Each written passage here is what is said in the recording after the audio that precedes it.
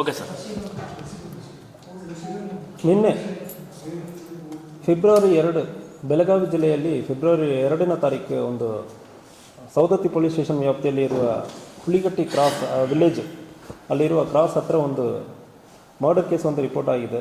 ಈ ಮರ್ಡರ್ ಕೇಸಲ್ಲಿ ವಿಕ್ಟಿಮ್ ಆಗಿರೋರು, ಜೀವಹಾನಿಯಾಗಿರೋರು ಬಸವರಾಜ್ ಪರಪ್ಪ, ಇವರಿಗೊಂದು 49 ವರ್ಷ.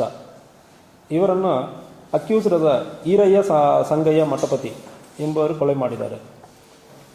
ಈ ಈರಯ್ಯ ಸಂಗಯ್ಯ ಮಠಪತಿ ಅವರ ತಾಯಿಗೂ ಮತ್ತು ಇವರಿಗೂ ಸ್ವಲ್ಪ ಅಕ್ರಮ ಸಂಬಂಧ ಇರುವುದು ಕಂಡುಬಂದಿದೆ. ಬಸವರಾಜಕ್ಕೂ ಈರಯ್ಯ ಸಂಗಯ್ಯ ಅವರ ತಾಯಿಗೂ ಸುಮಾರು 15 ವರ್ಷಕ್ಕೆ ಹಿಂದೆ ಇವರು ಊರಿನಿಂದ ಕರ್ಕೊಂಡೋಗಿ ಸ್ವಲ್ಪ ಮಹಾರಾಷ್ಟ್ರದಲ್ಲಿ ಇರುವ ಸಂದರ್ಭದಲ್ಲಿ ಅವರ ತಾಯಿಯನ್ನು ಮತ್ತು ಬಿಟ್ಟು ಕಳಿಸಿದ್ದಾರೆ. ಈ ವ್ಯಕ್ತಿ ಬಸವರಾಜ ವ್ಯಕ್ತಿ ಬಿಸಿಡೋಣಿ ಗ್ರಾಮದ ವ್ಯಕ್ತಿ. 15 ವರ್ಷ ಹಿಂದುಗಡೆ ಸಂಬಂಧ ಇತ್ತು ಮತ್ತು ಈರಯ್ಯ ಅವರ ತಾಯಿಯನ್ನು ಕರ್ಕೊಂಡು ಹೋಗಿರೋ ದ್ವೇಷ ಇತ್ತು. ಸೊ ಅದಾದಮೇಲೆ ಇತ್ತೀಚೆಗೆ ಈ ಬಸವರಾಜ ಬಿಸಿಡೋಣಿ ಗ್ರಾಮದಲ್ಲಿ ಮನೆ ಕಟ್ಟುವುದಕ್ಕೆ ಬರೋ ಸಂದರ್ಭದಲ್ಲಿ ಅವಾಗ ಸಣ್ಣಪುಟ್ಟ ಇಶ್ಯೂಸ್ ಆಗ್ತಾ ಇತ್ತು. ಮತ್ತು ಇವರು ಬಂದು ಇಂತಾಗ ಊರಲ್ಲಿ ಓಡಾಡ್ಕೊಂಡಿರೋ ಸಂದರ್ಭದಲ್ಲಿ ನಮಗೆ ಮರ್ಯಾದೆ ಕಮ್ಮಿ ಆಗ್ತದೆ ಅಂದರೆ ಹೇಳ್ಕೊಂಡು ಜಗಳ ತೆಗೆದಿರ್ತಾರೆ ಇದಕ್ಕೆ ಹಿಂದೆ.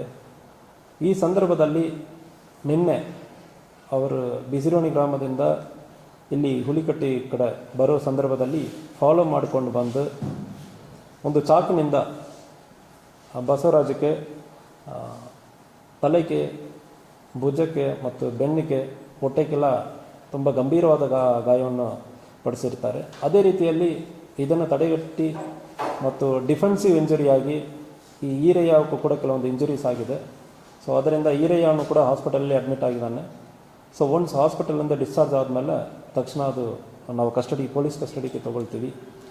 ಈ ಸಂದರ್ಭದಲ್ಲಿ ಈ ಈರಯ್ಯ ಅವರ ತಮ್ಮ ಘಟನೆ ಆಗಿರುವ ಸ್ವಲ್ಪ ಟೈಮಲ್ಲಿ ಬೇರೆ ಕಡೆಯಿಂದ ಹುಬ್ಳಿ ಇಲ್ಲಲ್ಲಿ ಅವನು ಕೆಲಸ ಮಾಡ್ತಾ ಇದ್ದಾನೆ. ಅವನು ಕೂಡ ಬಂದಿದ್ದ. ಸೊ ಇದು ಘಟನೆಯಲ್ಲಿ ಅವನ ಪಾತ್ರ ಇದೆ ಎಂಬುದ್ರ ಬಗ್ಗೆ ವಿಚಾರಣೆ ನಡೀತಾ ಇದೆ. ಈ ಘಟನೆಯಲ್ಲಿ ಆ ಸ್ಥಳದಲ್ಲಿ ನೋಡಿರೋರು ಐ ವಿಟ್ನೆಸ್ ಅಲ್ಲಿ ವಿಚಾರಣೆ ಮಾಡುವ ಸಂದರ್ಭದಲ್ಲಿ ಇವರಿಬ್ಬರಕ್ಕೂ ಮಧ್ಯದಲ್ಲಿ ಒಡೆದಾಟ ಆಗಿರೋದು ಮತ್ತು ಚಾಕಿನಿಂದ ಹೊಡೆದಿರುವುದು ಕಂಡುಬಂದಿದೆ. ಇವರನ್ನು ಸೆಕ್ಯೂರ್ ಮಾಡಿ ನಮ್ಮ ಕಸ್ಟಡಿಯಲ್ಲಿ ಇದ್ದಾರೆ. ಸ್ವಲ್ಪ ಹಾಸ್ಪಿಟಲಿಂದ ಡಿಸ್ಚಾರ್ಜ್ ಮಾಡಿ ಆದಮೇಲೆ ಇವರನ್ನು ನಾವು ಅರೆಸ್ಟ್ ಮಾಡ್ತೀವಿ.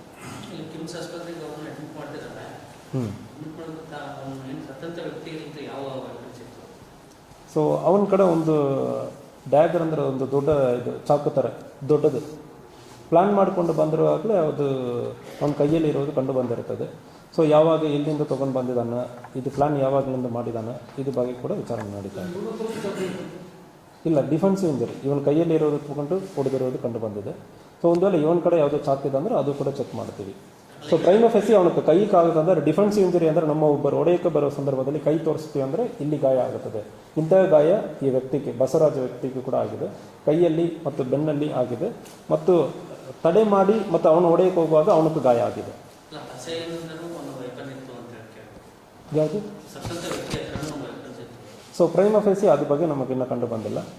ಸೊ ಇವನ್ ಕಡೆ ಡಿಫೆನ್ಸಿವ್ ಇಂಜರಿ ಅಂದರೆ ಹೇಳ್ತೀವಿ, ಯಾರೋ ಒಬ್ಬರು ನಮ್ಮ ಹೊಡೆಯಕ್ಕೆ ಬರೋ ಸಂದರ್ಭದಲ್ಲಿ ಇನ್ನೊಬ್ಬರು ನಾವು ಅದನ್ನೇ ತೊಗೊಂಡು ಹೊಡೆಯಕ್ಕೆ ಹೋಗ್ತಿಲ್ಲ, ಅಂಥ ಸಂದರ್ಭದಲ್ಲಿ ಕೂಡ ಗಾಯ ಆಗೋದಕ್ಕೆ ಸಾಧ್ಯನೇ ಇರ್ತದೆ. ಸೊ ಅದರಲ್ಲಿಂದ ಆಗಿದ ಇಲ್ಲ ಹೊಸದಾಗಿ ಅವನು ಒಪ್ಪನೆ ಇಟ್ಕೊಂಡು ಬಂದಿದ್ದಾನೆ, ಅದ್ರ ಬಗ್ಗೆನೂ ವಿಚಾರಣೆ ನಡೀತಾ ಇದೆ. ಈರಯ್ಯಕ್ಕೆ ವಯಸ್ಸು 32 ವಯಸ್ಸು. ಸೊ ಇವನ ಸತ್ತ ವ್ಯಕ್ತಿ ಬಸವರಾಜ್ ವ್ಯಕ್ತಿಗೆ ಸುಮಾರು 49 ವರ್ಷ.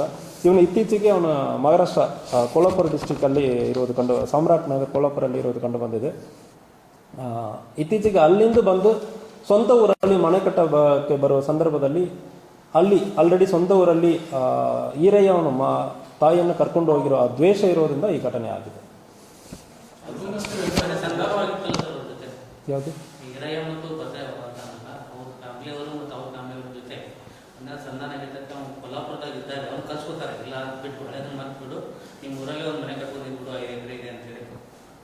ಸೊ ಫಸ್ಟ್ ಘಟನೆ ಈ ಮರ್ಡರ್ ಕೇಸಲ್ಲಿ ಫಸ್ಟ್ ಘಟನೆ 15 ವರ್ಷಕ್ಕೆ ಹಿಂದೆ ಇವರೆಲ್ಲ ಒಂದೇ ಊರಲ್ಲಿ ಇದ್ದವರು.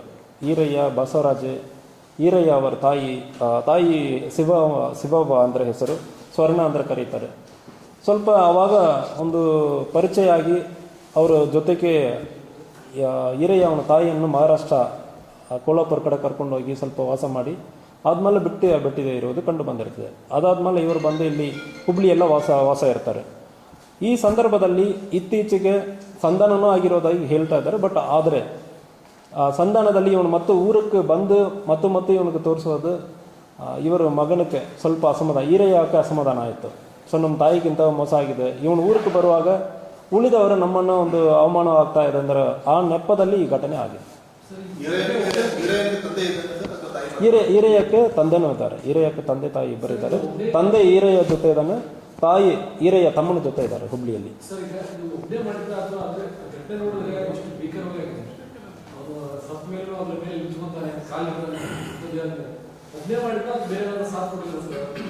ಸೊ ಪ್ರೈಮ ಫೇಸಿ ನಮಗೆ ಐ ವಿಟ್ನೆಸ್ ಇವರೆಲ್ಲ ಹೇಳೋ ನೆಪದಲ್ಲಿ ಒಬ್ಬರು ಆಗಿರೋದಾಗಿ ಕೇಳ್ತಾ ಇದ್ದಾರೆ.